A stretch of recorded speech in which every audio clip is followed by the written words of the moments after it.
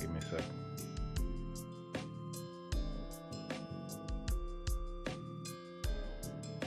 Gotta get the folks on here.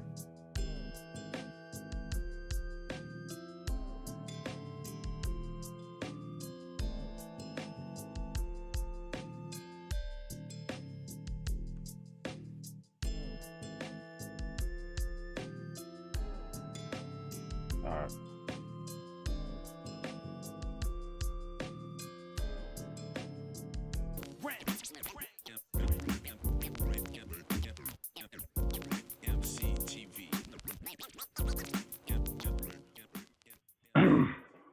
Yo, what's good? It's your boy Wilson. You watching EmceeTV The Podcast, coming at you live from EmceeTV Studios in Des Moines, Iowa. As always with me, my bro. This your boy Big Ray West, B.I.G., representing the west side of Des Moines, Iowa, not to be confused with the west coast and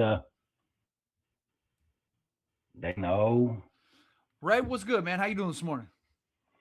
You know what I'm saying? I'm grateful. I'm blessed. I'm just happy to be here type of shit.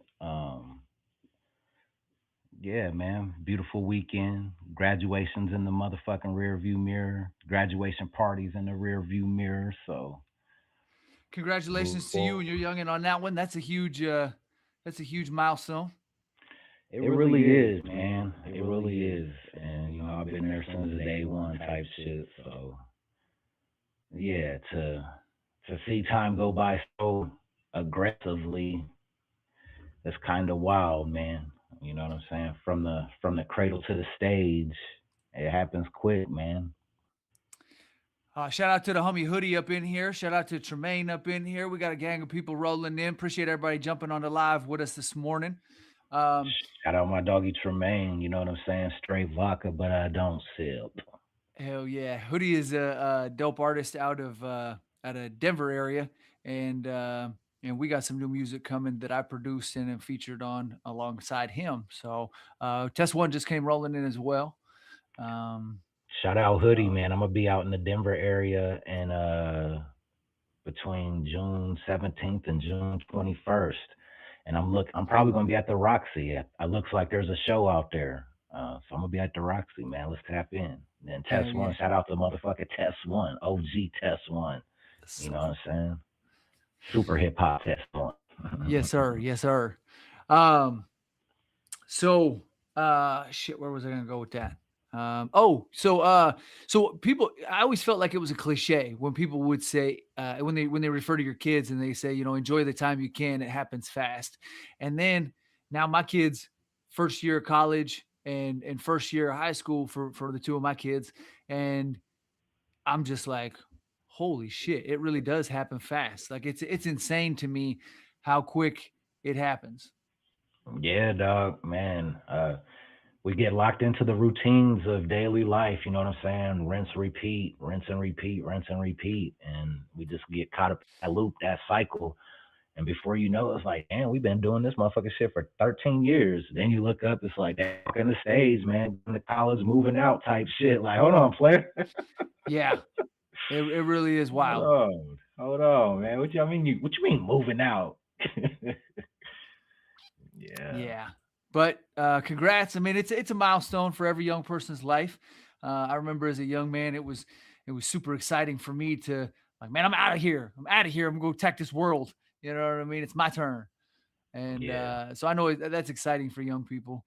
As a parent, you're like, oh my God, I'm nervous. Yeah, man. So with that being said, man, shout out to all the Roosevelt grads, you know what I'm saying? Roosevelt grads and with Saturday news today, man, we had a Roosevelt star pass away yesterday, unfortunately, man.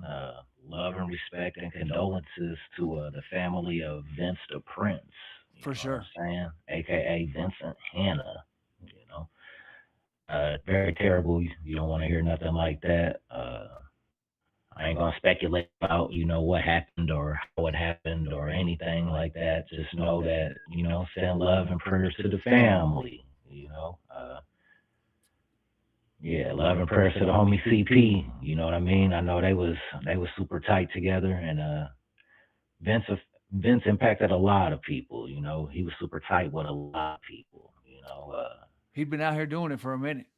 Yeah, I know he worked tight with Vasey, Smooth G, Horizon, so love to all those guys, man. Keep your head up, man. For real. Definitely. Um, should we dig into some hip hop on a little lighter note? Yeah, man. Let's talk hip hop, man. So this first one, we don't have a picture for this. Came across this on YouTube though. Came across this on YouTube.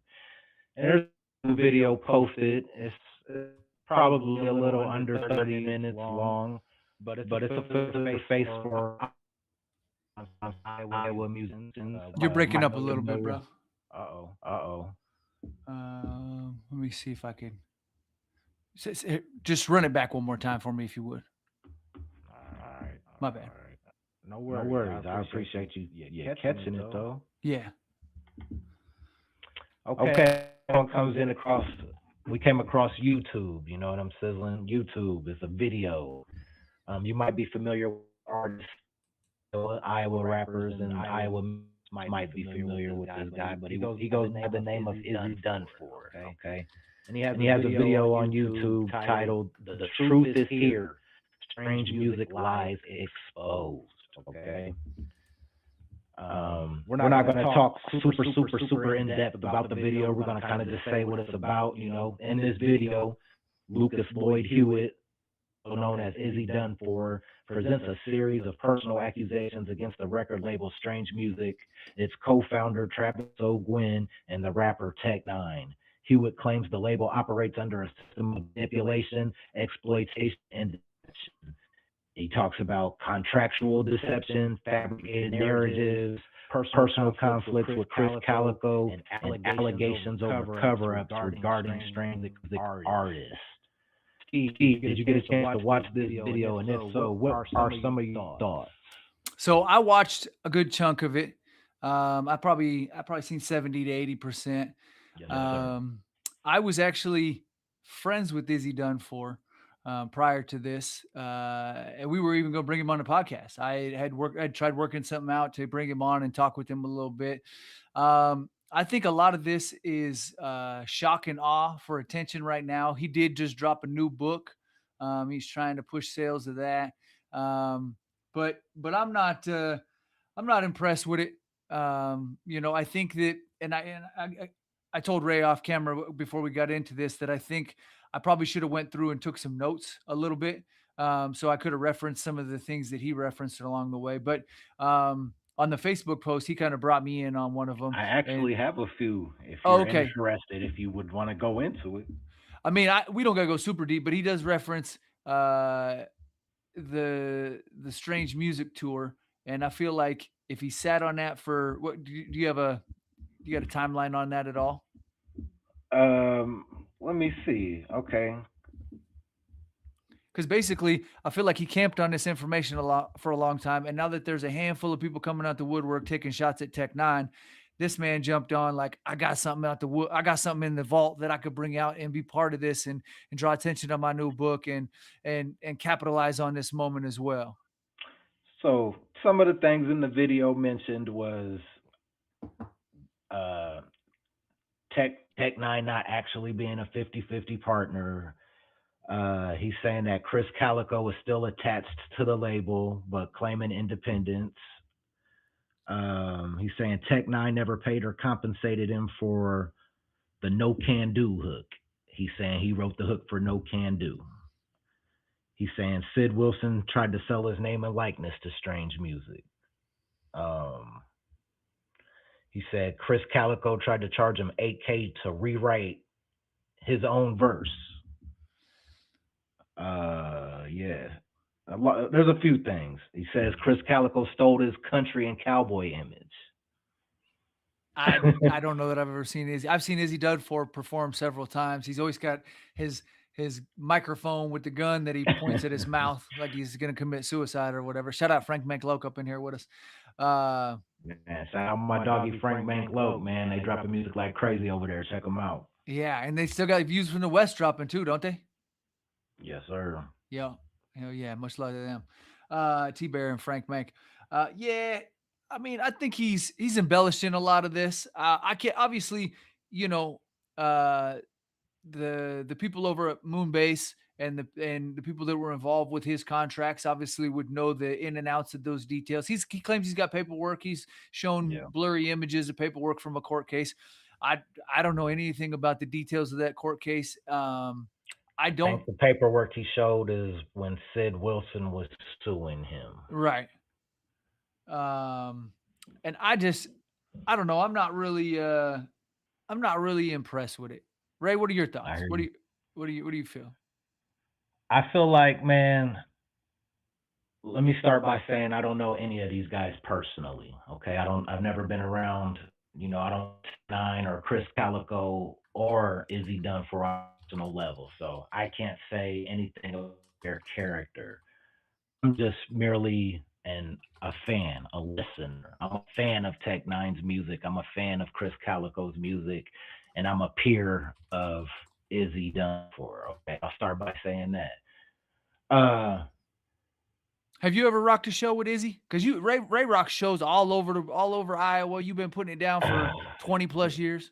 I feel like we came across each other in the MySpace days at a vaudeville muse type of setting. You know what I'm saying? Maybe not though. I feel like there was a time in the MySpace era where we were exchanging messages to collab. You know what I'm saying? So, but I know I've never worked with him. Nothing ever came of it. Okay, I didn't mean to cut you Okay. off, but I was No worries, no worries. I appreciate that. You know what I'm saying? I be doing that too because you got to get the insight. You got to get the whole story. Yeah, I wanted the viewers to get the well-rounded perspective, especially for somebody that like you that's out here, on a regular putting on for Iowa and the hip hop scene and really holding it down. I call you the mayor. Respect, man. So with that being said, dog, I can't say that he's lying or that he's wrong or none of this ever happened. Who am I to shoot down his story? You know what I'm saying? The timing is very suspicious. You know what I'm saying? If that happened like that, that was hella years ago. You've been silent for this long for whatever reason. What changed now suddenly?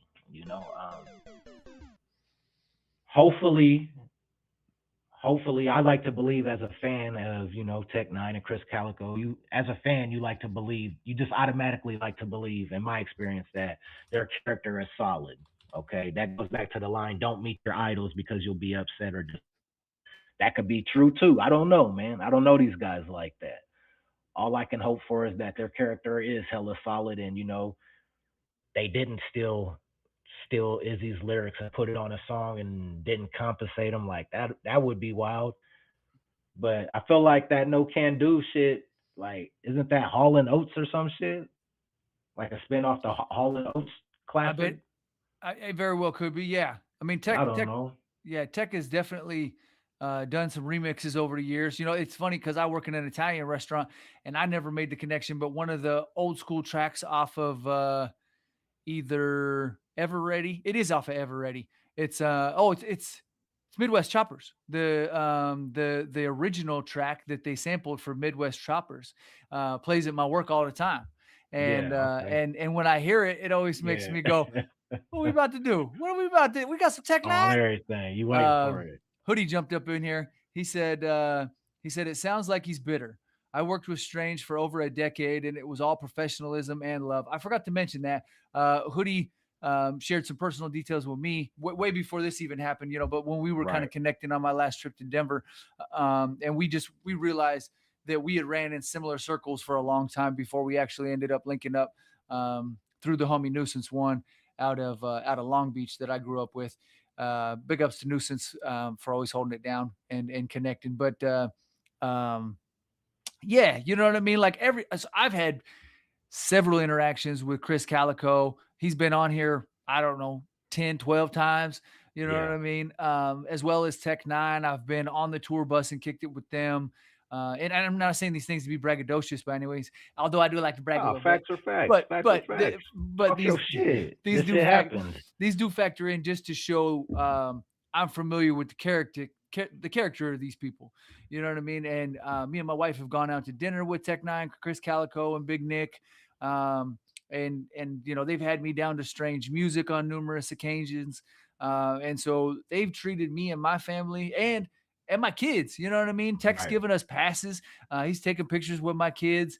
And really, from the very first time I started doing interviews with him at Red Rocks back in 2009 on the Rock the Bells tour, from that very first moment and first interview with me, Tech, and Chris and Cut backstage at Red Rocks, back in the mountain. You know what I mean? Like, he's always put on for me and helped me in every possible way that he could. So you're not ever gonna catch me saying something funky about Tech or Trav. Trav was always there supporting too. When I threw my very first really big show, we did some shows along the way, but when I Trav's given me a lot of advice over the years, and actually Trav was the one that prompted me to get into the music, because I said, what do you have for advice?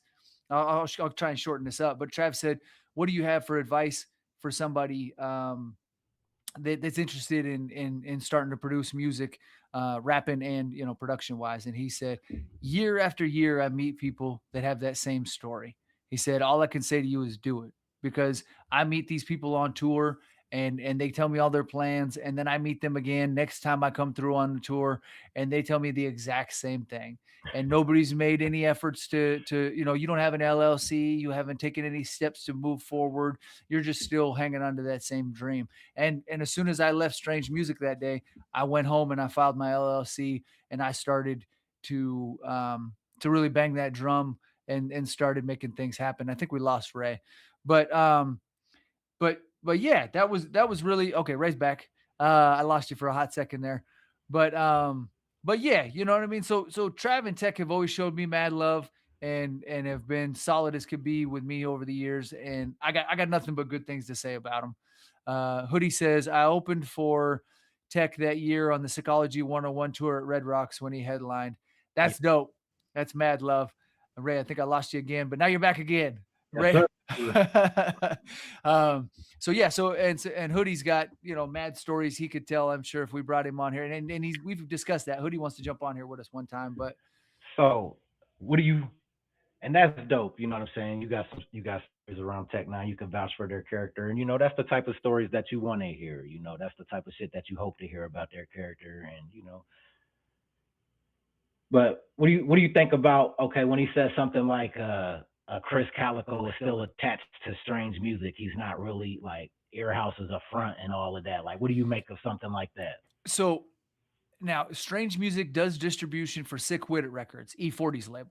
Okay. Strange Music does distribution for It Goes Up, which was Jelly Roll at the time. It was a handful of other artists, and so it may not the devil's in the details on that one. I would say I would imagine that with all the history that Strange Music has with Chris Calico, if he wanted a distribution deal for Earhouse, but he wanted to retain his masters and do his own thing, I don't think Trav or Tech would have turned him down on that. And so to say he's not affiliated with Strange Music, or to say he is, I mean, I suppose that's all probably a fine detail. And then that's me reading between the lines. You know what I mean? Like if I don't know that for a fact, but if somebody was to say that as a tried to state that as a fact, and first of all, I don't have an issue with that. You know what I mean? Like, I would love to see Trav, Tech, and Cut back on stage together as a fan. You know what I mean? Please, let's reunite the Voltron team. You know what I mean? Bring everybody back together. Shit.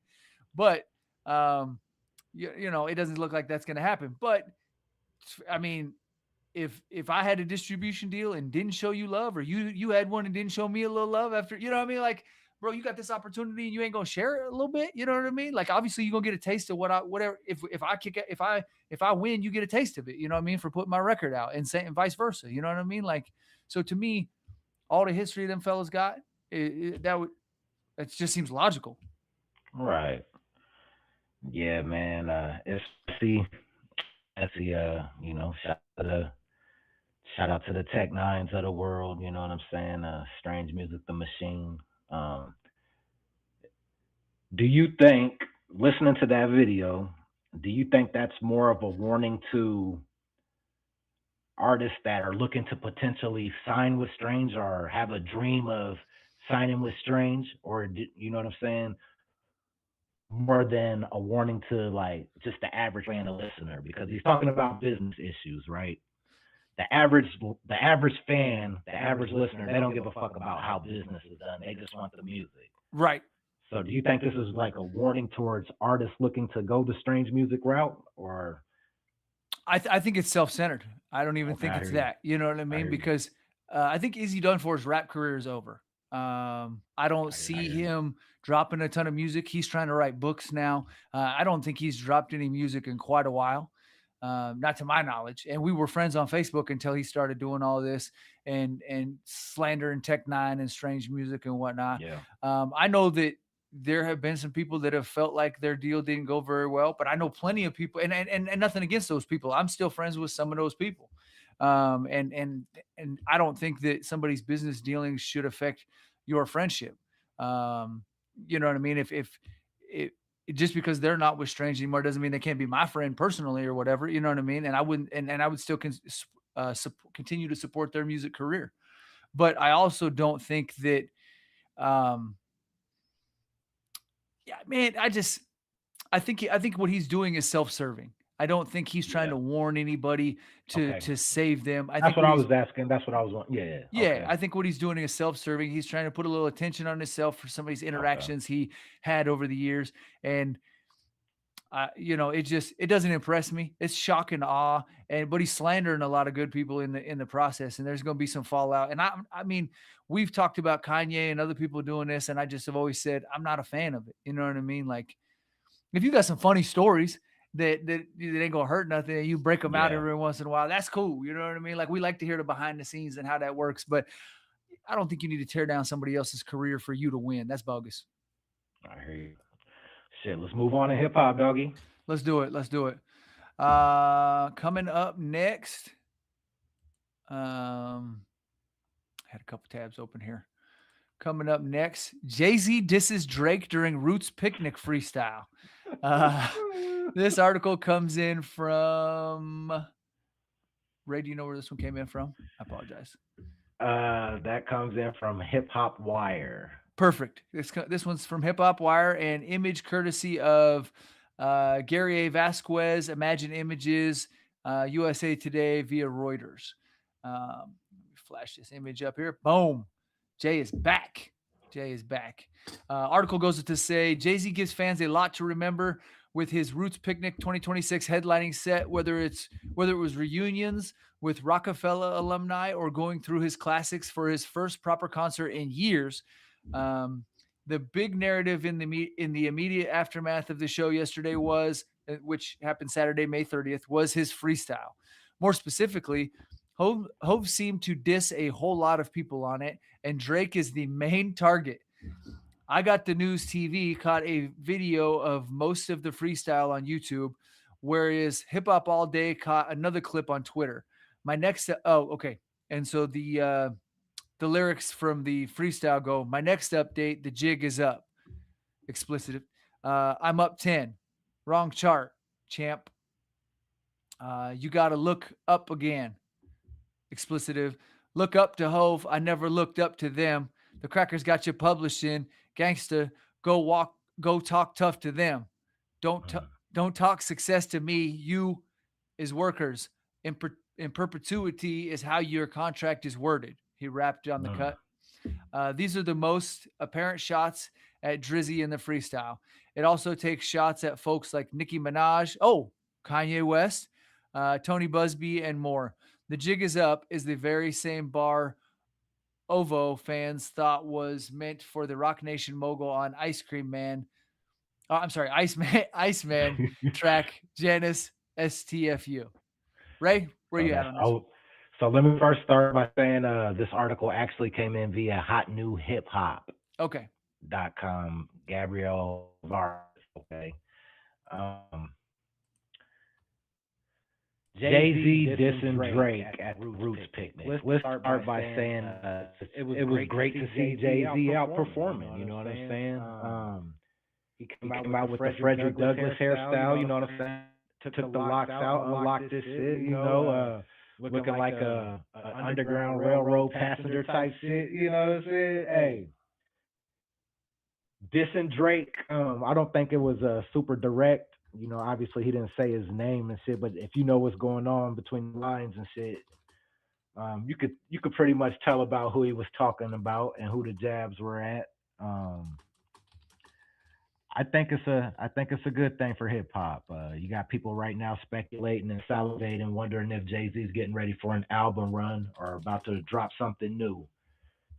And if he is, also going to be great for the culture. Hove is still that guy for a lot of folks. You know, he's on the Mount Rushmore for a lot of folks. He's the goat to a lot of folks. I can't say those things for me, but no disrespect. But you know, I acknowledge what he's brought to the hip hop game, and I understand why people believe that. You know what I'm sizzling? I don't know what the Nicki Minaj jab was about, if that took place, and we fully understand the Tony Busby and the Kanye West. So yeah, that's where I kind of stand with it. Ray, when we talked about it earlier, I had kind of mentioned I think that he should have taken more shots.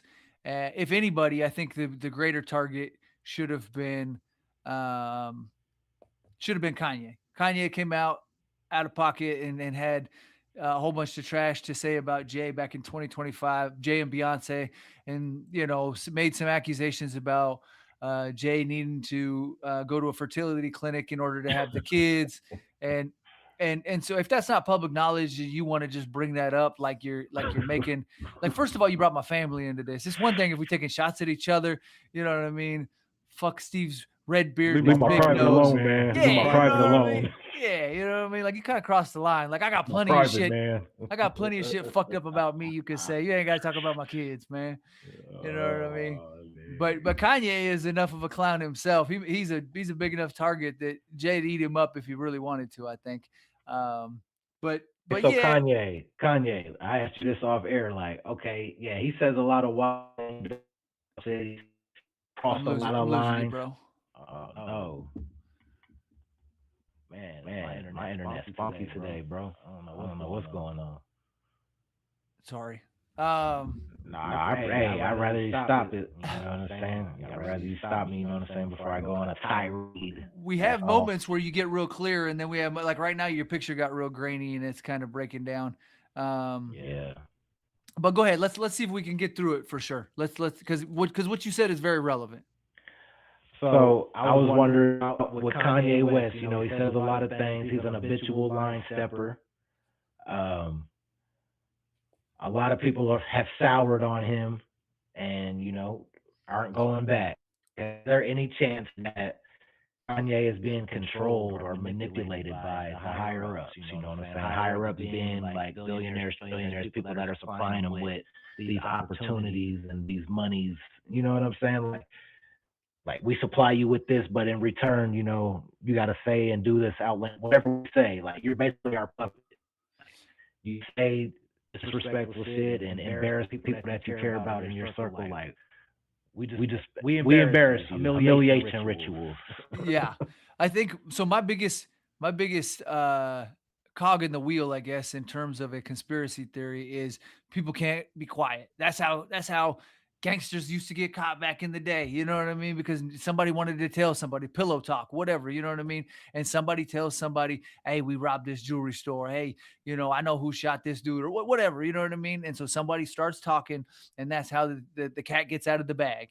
And I think that Kanye, being a unpredictable wild card as much as he is, I don't think he could keep it secret. I mean, he had a multi-million, if not billion-dollar deal with Adidas for the shoe line, and he started saying all sorts of bonkers shit, and it fizzled out however it fizzled out, right? But he lost tons of money in the process. So if money doesn't motivate you to be quiet, and kind of toe the line and stay between the lines, then I don't know if that's we lost Ray again.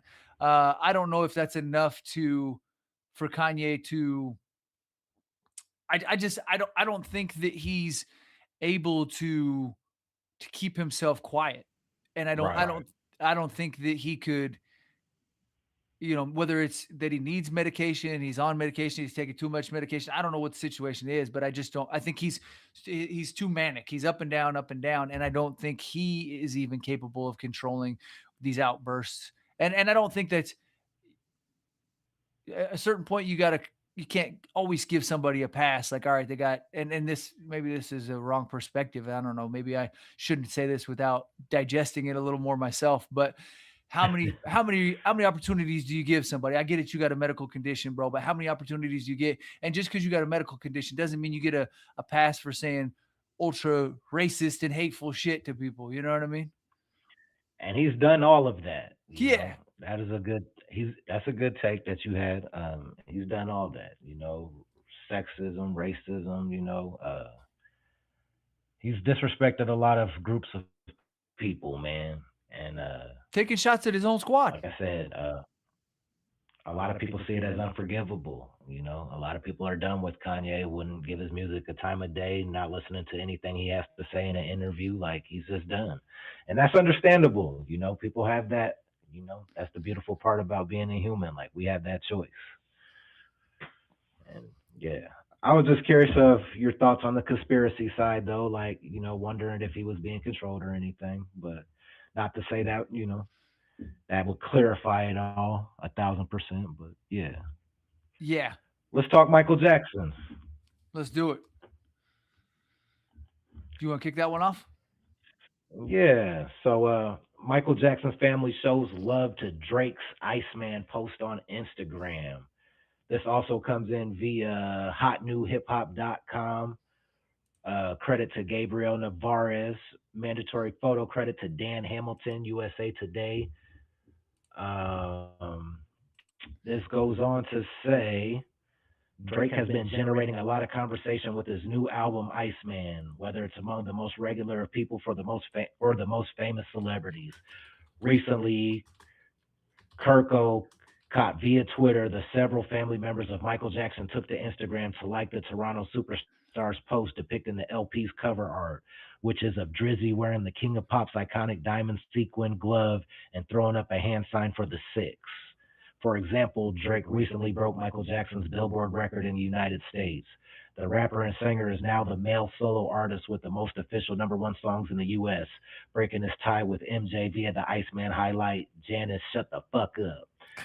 This marked his 14th official chart-topping track.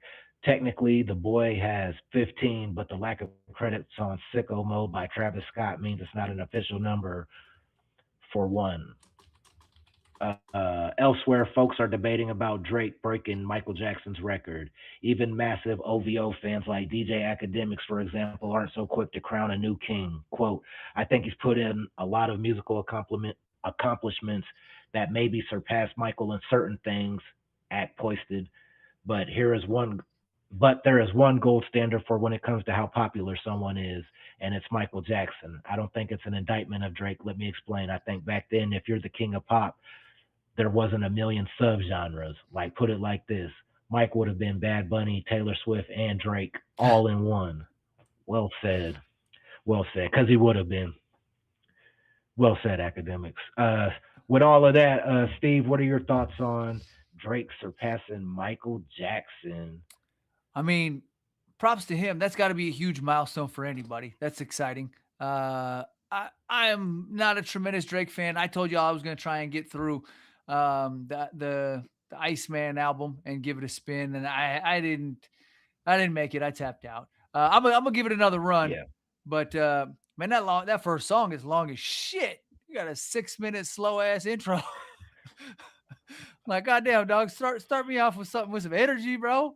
Like, oh, monotone ass shit. No, I'm just kidding. It was slow though. I'm just kidding. It was tough for me to get momentum to keep going with this record. Yeah. That's cool. You know what I mean? Like, we knew somebody was going to break Michael Jordan's records. We knew somebody was eventually going to break Michael Jackson's records, Kobe's records. Yeah, it sucks. You know what I mean? These are, for people that grew up and those were the GOATs and those were the benchmarks for, ain't nobody ever going to do that. You know what I mean? Like, I think it was the Beatles before that, and then Michael Jackson topped that, and you know what I mean. But it was the benchmark. It was the benchmark for like, this is super stardom, and somehow Drake was able to do it. So you can't take that away from him, unless we find out that he paid some company in Czechoslovakia to jack up his streams or something. But props to him. So yeah, that's a major accomplishment, man. There's a whole generation that are Drake babies, man. They ride or die with Drake, man. They're, dare I say, Drake stands. You know what I'm saying? They're out here, dog, and they're on the front line defending these last 3 albums. I suppose so. Okay, now a lot of the times, people say for both of these analogies, right? For the Michael Jordan and Michael Jackson analogies, people say that the metrics are different, and they are. You know what I mean? We're talking. Yeah. I'm rough on both numbers, but probably 20, 25 years difference in music catalogs and the Michael Jackson, LeBron James argument. You know what I mean? Who's the greatest of all times? Whatever. I think that the way people play, LeBron. yeah. I think the way people make music, obviously streaming platforms and all of that have come into play. Social media wasn't around, and so there's things that are pros and cons both for how music's consumed and how music is distributed, and those are different. I think a good example is just the live concerts. That's one thing that hasn't changed. Okay, people are still performing at stadiums, right? Okay, so Michael Jackson performs at the stadium. Easily 212 people are going to the hospital before he even opened with his first song. They're fainting. I'm serious. They're passing out. Yeah. Yeah. Literally, dog. They're getting carried out by the ambulance before the concert even started. And it's not from dehydration or being drunk. I don't see anybody doing that type of shit at concerts today. Did you see anybody get carried out at the Kendrick Lamar concert? No, sir. You know what I'm saying? Like, hey, I don't think anybody's going to get carried out at when Drake announced this major tour, because it's coming. But right. Ain't nobody going to be passing out at that motherfucker either, man. It's levels to this shit, bro. Yeah. And Michael Jackson was doing that with no social media, dog. Yeah, and 3 channels on TV. Bro. Yeah, the game is... motherfuckers going to the hospital just seeing him. Like, can't believe that's them. Like, he's here, right? The game is different. You know what I mean? Mike was the one. Plus, I mean, we had this conversation before with the dance moves, the singing. Like, he was full everything. You know what I mean? He was, he was, and I don't even know that they had I don't know if his dad taught him all the Jacksons to dance. I know they had a lot of dance routines. I don't know if they had a choreographer back then or where that all came from. Maybe it was when they hooked up with Motown. Maybe Motown put them on to some dance routines and whatnot. But yeah, I don't know. It's pretty cool. I said we got a gang of comments jumping off here. I slept on a couple of them. So in reference to me saying that Izzy was done for, Tremaine said, I've done shows with Izzy and he's a good dude from what I know. I won't say Izzy's career is over because I don't want to put that on somebody, but I agree with Steve. So I appreciate that. I said, and I responded, I said, man, I think I first met Izzy at a show in Newton with NTT, Tremaine, and Horizon maybe was rocking that show back in the day too.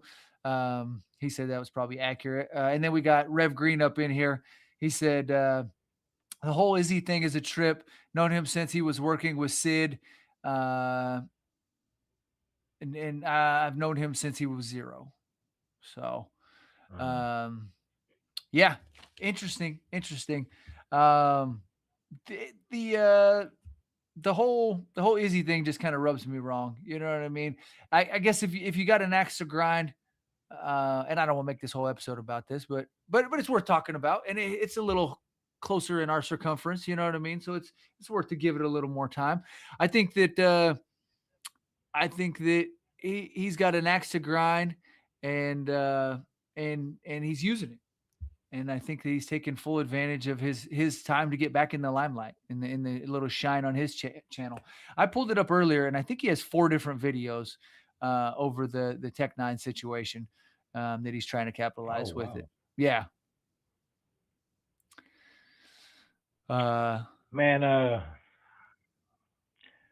don't know, the whole capitalizing on you know, like I'm dropping an album, so now I'm about to start talking about dirt on people's shit. You know, I don't like that. I don't respect that shit. I know why people do it, but I don't respect that shit, man. You know, like if you got an issue with these guys, or if something's owed to you, just do it the right way. You know, A, go knock on their door and be a man about it, or B, you know, suit up and boot up and take them to court. You know, like all that running to the internet shit, and man, I don't know. I don't like that shit. Drop some bars. It can be entertaining. It can be entertaining. Oh, he ain't fucking with it. Come on. But didn't he say that? I put my catalog up against your catalog in the Facebook post. He said, I'll put my catalog up against your catalog any day. The best thing in his career that could happen is if Tech N9ne responded musically. Right. So you don't want to do that. You know what I'm saying? You don't want to take any challenges. You don't want to spend any minutes or any seconds rapping about him or mentioning him, because you know what I'm saying? That's what he needs. That's what he wants. Yeah. Cap jumped up in here. He said, oh yeah, that dude might actually have mental problems. Seems a little paranoid, delusions of grandeur type. Rev Green said, been meaning to ask you guys about Chemist.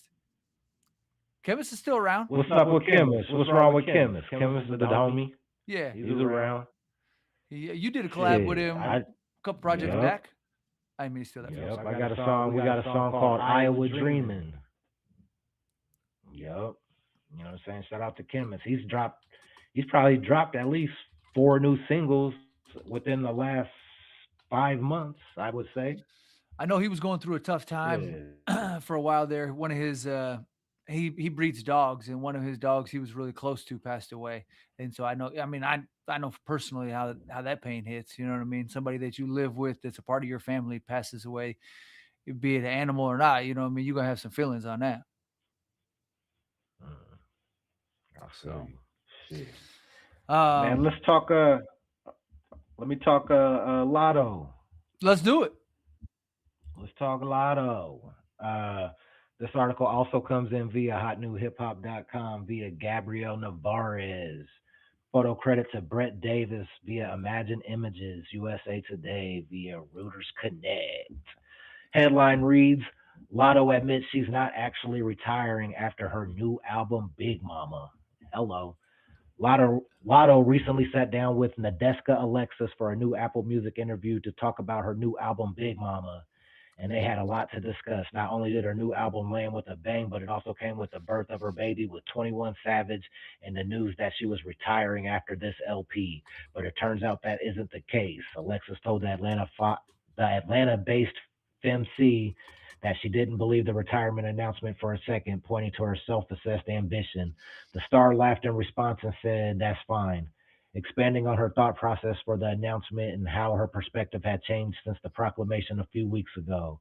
Quote, remember when we was talking about postpartum depression, the good days and the bad days?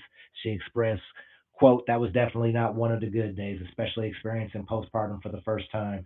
You don't know what to expect. I kind of underestimated it.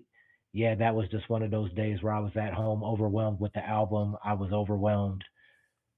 I'm experiencing motherhood for the first time. I'm dropping my album, my last album at that I owed the label. So it's just like I was going through it day to day. Today's a good day. I wouldn't say I'm retiring today. Talk to me next week. I might say, nah, that shit was for real. So I don't know. I'm going through it. Listen, I crashed. It is what it is. I'm not trying to be perfect anymore. I'm not trying to uphold this. I crashed. It is what it is. I'm trying to take it to Twitter next time, she laughed. Steve, what are your thoughts of Latto dealing with postpartum depression and in and out of retirement thoughts? I mean, I know a lot of females that have had that. You know what I mean? And after you have a baby, there's a lot of hormones and things. I mean, obviously I don't know anything about it as a man, but there's a lot of having a baby can mess with your hormones without a doubt. And so and not wanting to leave your kid and stuff like that. You know what I mean? I got 2 kids, and so I've seen, my wife not necessarily have postpartum depression, but or separation or whatever. But you know what I mean? It's a thing for real. And so I could see how, somebody going through those type of feelings could definitely, and if you have an outlet like social media, that could definitely be a spot to vent, and you may say some things that you want to circle back around on and clear up or change your perspective on. So, no fault. I wouldn't falter for that. Yeah, man. I think as celebrities and artists and musicians and stuff, people tend to forget that they're actually humans and they actually have real feelings and emotions. They're not just machines. You know what I'm saying? So, like you said, I don't put her at fault for that. You know what I'm saying? She's going through ups and downs. The emotions is raging. Postpartum. One day she wants to be a rapper. Next day she wants to quit this lifestyle and just be a mother. I think that's normal shit. For sure. Yeah. Just being human, expressing real emotions. You know what I'm saying? Shout out to Latto. New album Big Mama out right now. You know what I'm saying? New baby with rapper 21 Savage. Hello.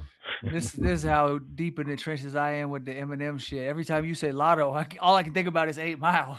Fuck Latto. You crazy as hell. Yeah, you tripping.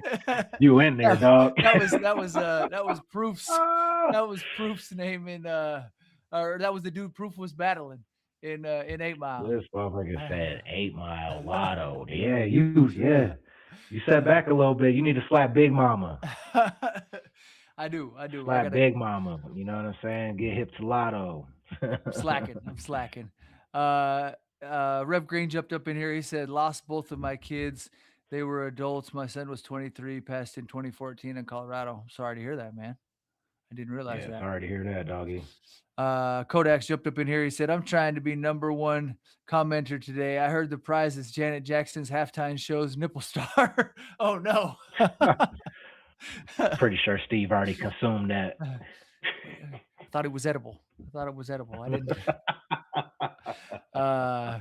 We got Rev Green is #1 right now, and we do actually have a physical prize for #1 commenter today. There are a gang of people up in here, and the chat is jumping heavy. So don't slack. Or you might be taking home something.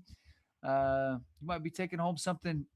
EmceeTV and GFG. Yeah.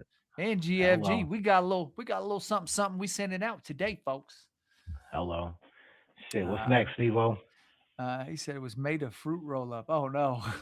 All right. So this one, it gets me kind of excited. We're going back in the day. It says Vibe announces the return of print magazine. Let me pull up the graphic here since I'm producing and partaking. Yes, Bing. Got the graphic. I can tell that's Jeezy. I can't tell who is that. I was trying to decide who Jeezy was sitting here talking with when he's reading the article about himself. I'm not sure who the other gentleman is. Image comes in from, I'm assuming Vibe magazine. It's an article by D.L. Chandler. It says Vibe, the music publication founded by the late Quincy Jones. Shout out Quincy Jones in 1992, was one of the top print magazines of its era before moving to the digital side. Vibe is now making its return to print early next month and will be published quarterly. As the demand for print magazines dwindled and the rise of the digital media landscape, Vibe was made the pivot some time ago with measurable success. Still considered a top destination for music and culture journalism, the magazine's return to print is indeed a callback to earlier times when fans anticipated who the cover star and feature story would be inside the pages. From Vibe. Through the 90s and early 2000s, Vibe's magazine served as timestamps for where Black culture, music, fashion, and influence were headed before the rest of the world caught up. And now, with the return of the print, the same legacy not only lives on, but will help shape the future of Black media. The brand, which featured forces with Rolling Stones in 2025, which joined forces with Rolling Stones in 2025, remains committed to delivering deeply reported storytelling about music and entertainment across multiple platforms. That's dope. Anybody that knows me knows I am big on hip hop collectibles, and I got a lot of Double XL, The Source, and Rap Pages magazines from the early 2000s. I got a tote full of them that probably weighs 100 pounds. And I prize every single one of them. And one day I want to get them all framed and put them on the fucking wall. So I'm excited to see Vibe back in print. Big ups to Vibe. Ray, how you feeling? I think that's a great thing. I've been on the bandwagon of we need to go back to physical because we don't own shit. All this digital shit, all this rental shit, like we don't own anything. If it's not in your hand and you can walk away with it, it ain't yours. You're renting that shit. You know what I'm talking about? Because at any time they can just decide you don't have access to it anymore. So it's not yours. You know what I'm saying? I think everything needs to go back to physical. I see DVDs are just getting popular again. You know, DVD players are expensive again. Vibe is printing again. I will definitely be a subscriber. You know, send that shit. I don't know if they're probably gonna start quarterly or some shit. I think they said. Yep. You know, but send that shit over here. I grew up with the magazine era. I collected the magazines, but I didn't collect them to keep them. I collected them to cut them out and hang up all over my walls. So all my walls were covered. My entire ceiling was covered, man. But I did that after I read them. You know what I mean? And it was great for the culture. Magazine culture was great, man. I see High Times. They're gonna start printing again. You know, Josh from Raw Papers just bought High Times, so that's dope. Oh, nice. It's it's an era where we need to get back to the physical. You know, this digital shit it's gonna limit shit because we're not gonna own nothing, man. Once they turn that grid off, you don't own shit, boy. I think I do like the idea of having some physical print media, and you know, if we go down the conspiracy theory road, once it's printed and it's in, you know, 10,000, 100,000 people's hands, it's real tough to change that article. You know what I mean? We got the physical copy that people can reference and go, hey, this is what we got. And so to have that physical print copy is something special. And I think that they are kind of trying to dwindle a lot of that down. But like you, Ray, you know what I mean? I cut up a lot of my lowrider magazines that had, you know, I dreamed of having that Chevy 6.4. You know what I mean? Yeah. So I can definitely relate. And that was those were images that I looked at every single day. You know what I mean? So yes, sir, man. Let's talk Yuckmouth. Let's do it. Yeah, what I mean? So this article comes in via complex.com by Mark Ellibert. Headline reads, Yuckmouth says Bay Area shouldn't accept Drake's Too Hard for the Radio. Goes on to say the Bay Area rap veteran questioned why Drake's Mac Dre inspired track has been embraced by local fans, arguing that the region once pushed back hard against outsiders borrowing its sound without proper recognition. Oakland rap veteran Yuckmouth isn't feeling the Bay Area's reaction to Drake's latest embrace of the region's music culture. During a recent live stream, the former Loonies rapper criticized fellow Bay Area artists and natives celebrating Drake's song Too Hard for the Radio, arguing that the region has become too accepting of outside artists borrowing its sound. Quote, check this out, man. The Bay Area has officially became groupies over this Drake shit, bro. Quote, Yuckmouth said, quote, I hate to say it, I don't know when the fuck niggas became groupies, my nigga. Get them. The comments stem from the track, which appears on Drake's latest album, Iceman, and features production by Bay Area's artists P-Lo and Kari. The song also samples the late Mac Dre's classic, Too Hard for the Fucking Radio. While many Bay Area figures praised Drake for spotlighting the region's sound and legacy, Yuckmouth argued that local artists have historically reacted much differently when others adopted Bay Area-inspired production and flows. According to Yuckmouth, there was once significant backlash whenever artists outside Northern California borrowed from the region's musical blueprint without what fans felt was proper recognition. Quote, we was mad at niggas stealing our shit. Quote, he said during the stream, they ain't giving us our props. They stole our shit. They sound like us. They sound like that. And then another nigga do it, and it's all gravy. Steve-O, what are your thoughts on Godzilla, aka Yuckmouth, talking this talk about Drake and Too Hard for the Radio? Yuck always gives a raw, unedited version of how he feels, and I like it. I like it. Right? What do you think?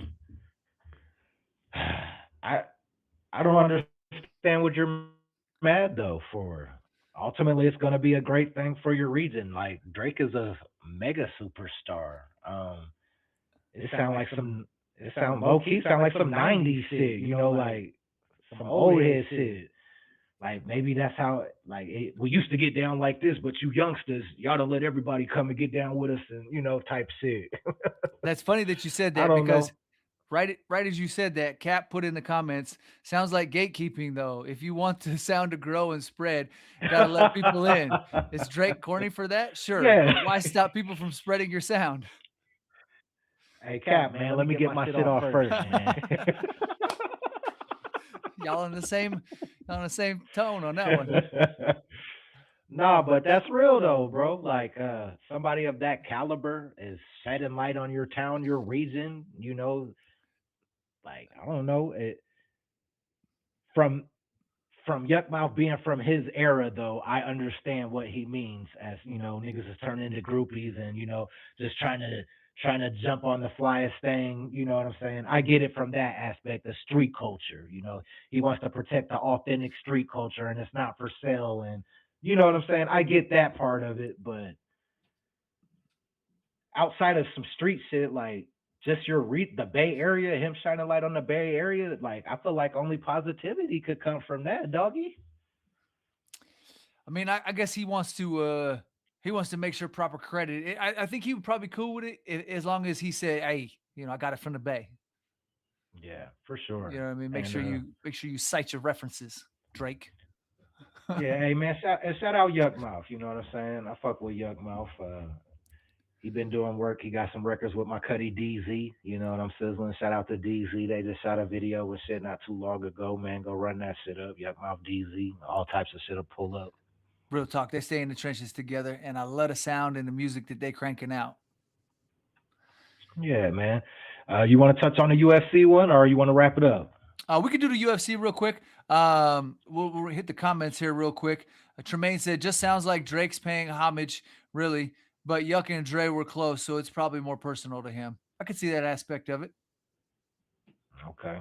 Druxy, I hope I didn't mangle your name, bro. He said, Druxy, tuning in from New Zealand. It's currently 5:15 a.m. How are y'all doing? Man, salute. Appreciate you, bro. EmceeTV on a whole nother continent. Shout out to New Zealand. Hey, much love. Real thing. Hell yeah. Okay, so this next one comes in from Hip Hop Wired. It says UFC event on White House South Lawn slammed by critics. Preparation. Oh, hang on, my bad. I'm gonna pull up this graphic so everybody can see what we talking about. It. Bada bing. The structure does look wild. I saw it on the news the other day. Okay, so it says preparations are underway for the Ultimate Fighting Championships Freedom 250 event, which is set to take place on the White House South Lawn. An enormous star-studded arch is being constructed, and the visuals have left many upset and decrying, I've never heard that word before, and decrying President Donald Trump for allowing the event to move forward. We should do a fight at the White House. White call. Oh, did I miss some words here? The fight is slated to take place on Flag Day, June 14th. I missed a whole line, y'all. My bad. The fight is slated to take place on Flag Day, June 14th, which is also Trump's 80th birthday. Of course it is. The event, according to UFC President Dana White, was suggested by Trump as the two watched a match together. We should do a fight at the White House. White recalled in an interview with the New York Times, quote, and he's like, I think it would be great to have an event for America's 250, end quote, White continued. And so literally that was a Saturday. On Monday, the White House started calling saying, let's start getting the logistics.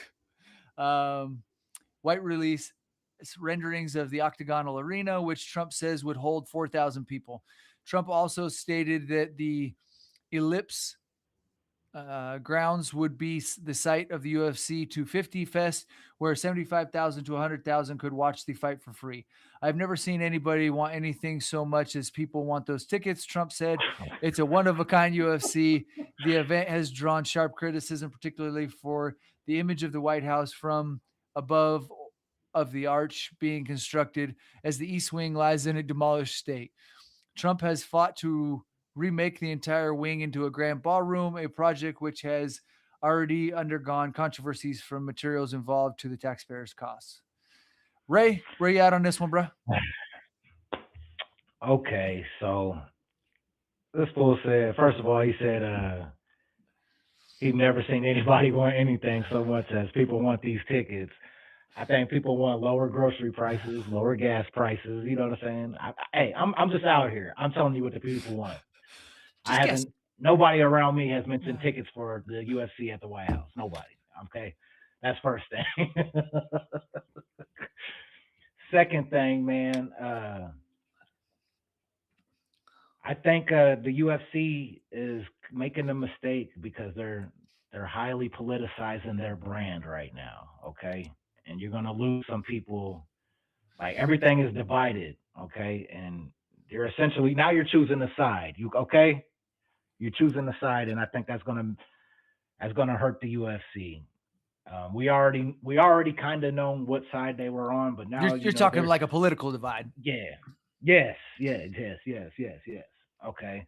So you got that, and then thirdly, I think it's tacky. Like, why are we doing this on the White House lawn? You know what I'm saying? Like, what happened to class? What happened to professionalism? You know what I mean? Like, I don't have any issue with them joining political forces and having an event for 250, but why does it have to be at the White House, on the White House lawn? That's wild to me, dog, and that's classless in my opinion. But I have no interest in it. I won't be checking it out, and yeah. It's a first of its kind for sure. And so I think that'll definitely get a lot of attention. And I think that's what both of these two want for sure. You know what I mean? Groundbreaking, shocking. I was the pioneer. I was the one that put this on. I was the one that made it happen. It's a strange thing to do for sure. And I'll even say that, excuse me, there was, speaking of people having thoughts on it, would I buy a ticket to it? I mean, to be able to say that you were there for the one and only one that's probably ever going to happen, maybe. You know what I mean? I'm an idiot for kind of being like, maybe if I was there, I wouldn't buy. No, you're not an idiot. You shit. That's just what you into. There ain't nothing wrong with that. You know, for real. Shit. But I ain't buying a plane ticket to fly out there to go to it. You know what I mean? If I'm already going to DC or whatever.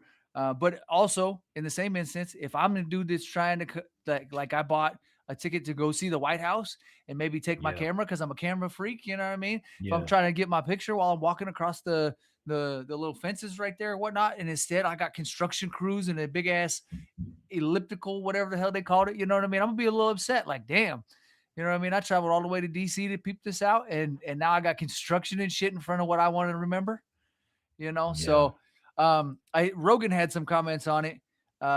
He said he's not a fan of it. This was what the news had referenced, and I wanted to make sure I accurately portrayed what Rogan's comments were on it. But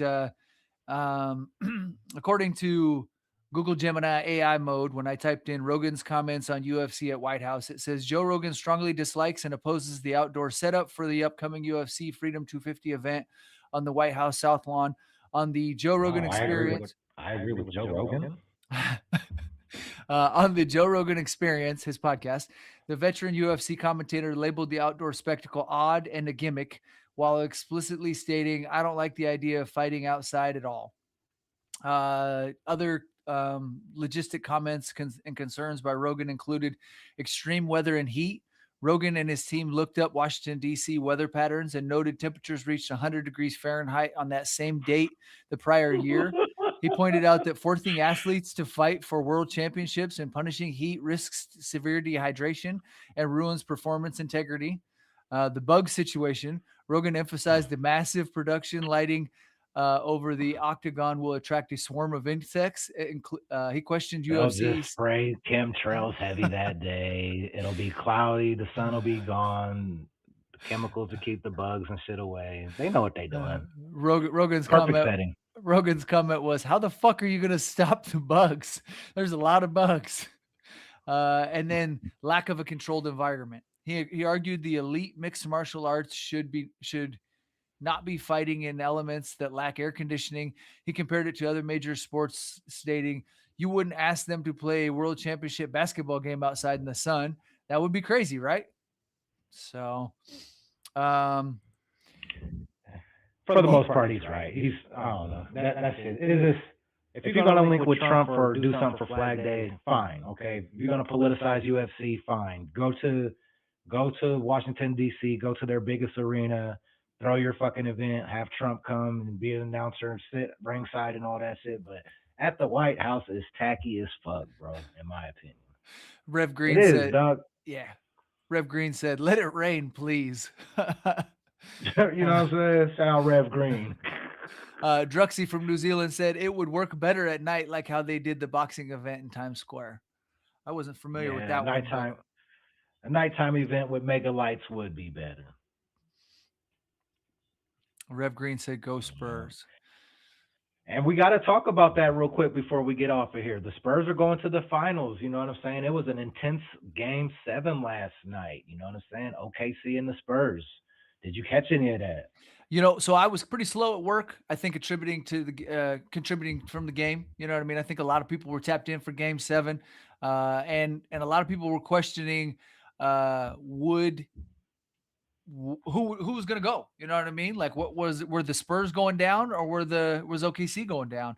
And to be honest, I had mixed feelings on it. I really wanted the Spurs to win, but I didn't want them to win because they took out my T-Wolves, and you know what I mean? And so obviously I was conflicted on that, but I put $20 on them. They were the underdog when I looked at it before the game started. And so I put $20 on it with the wife. And just a little friendly bet, just straight up $20. And in the end of the third, beginning of the fourth quarter, it looked like the Knicks were going to come back from what I saw. I was working, so I got bits and pieces of it here and there.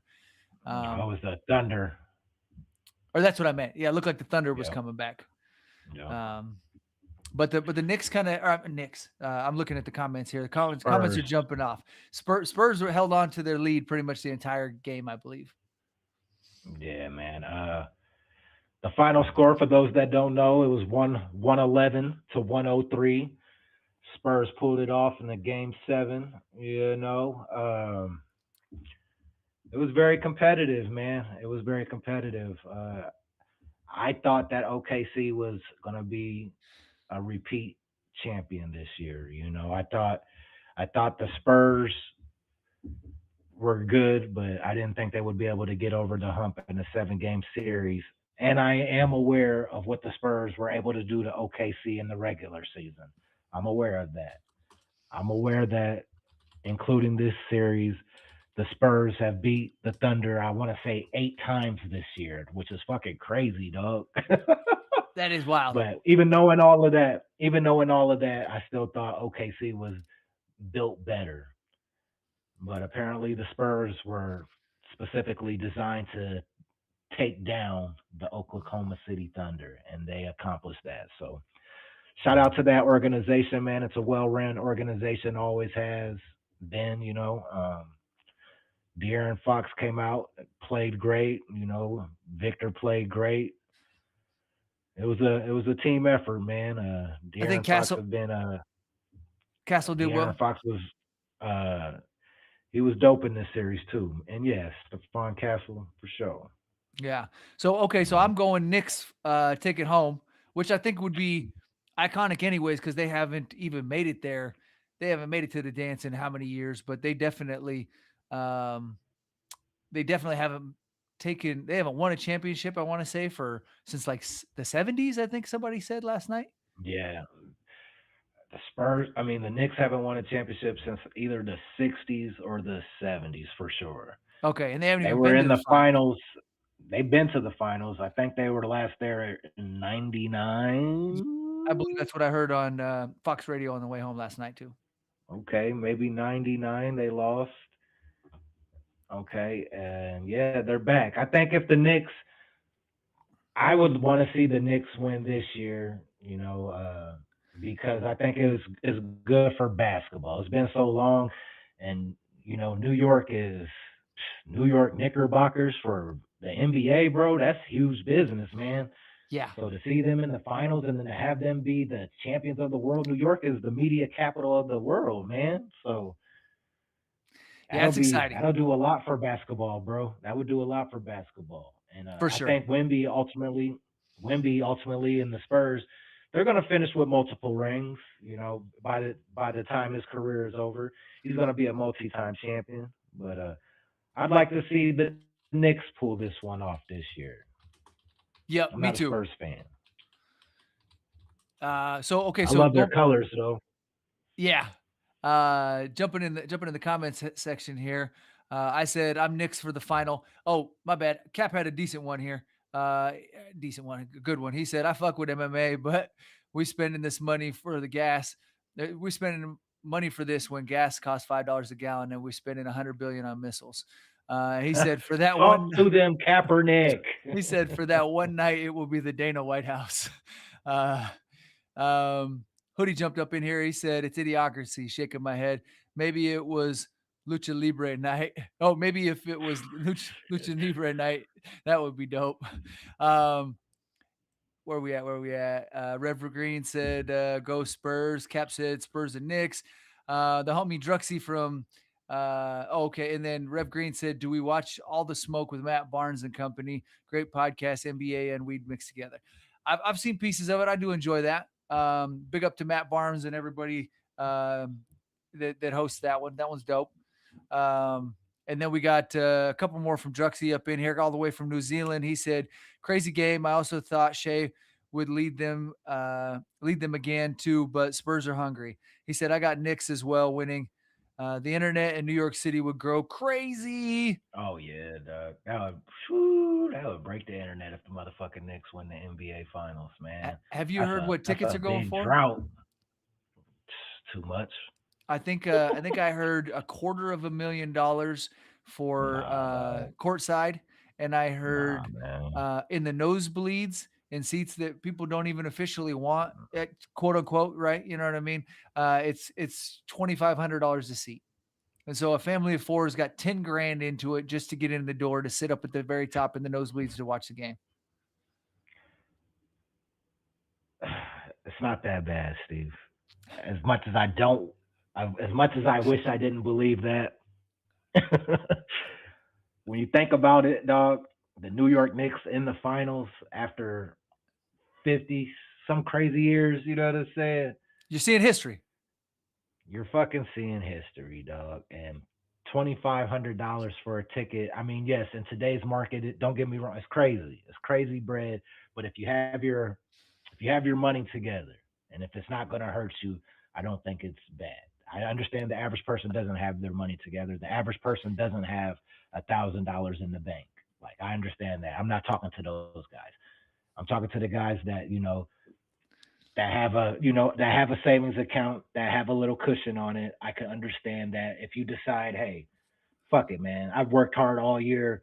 I'm spending this money. I'm taking my family to the fucking finals. I get it. I get it. I'm typing in, what is the average weekly take-home pay in 2026 USA?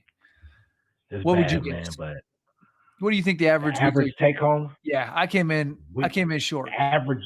Average weekly take-home? Yeah. Okay. I would say $650. So I was thinking 8. I was thinking 8's a solid number. You know what I mean? Not for an entry level worker, but for an adult. You know what I mean? 8 would be solid. The average gross weekly wage in the U.S. is roughly $1,283, while the median full-time worker is $1,235. After accounting for federal at? after accounting for federal, state, and local taxes, which typically average 20 to 25%, the average weekly take-home net pay is approximately $960 to $1,000 because take-home pay varies widely based on individual tax situations, blah, blah, blah, blah, blah. So if we're saying that, we're talking 2 to 3 weeks of pay roughly for somebody to go to this game. That's an investment for sure. Yeah, man. Druxy said he did oh brother, and then he said that 10% of the world. He's right. It sounds crazy, bro. It does sound crazy. You're not wrong. It does sound crazy, but and I get it, man. I do, because I'm one of those guys that, like, you can't take all this fucking money and shit with you. You know what I'm saying? We could save. Like, man, spend that shit sometime. You know what I'm saying? You got to treat yourself sometime. Like, fuck it. Like, you got to pull triggers. Right. You only hear once. You got to experience shit. You got to create memories. Like, I'm one of those guys. I like to go to 5-star restaurants and shit. You know what I'm saying?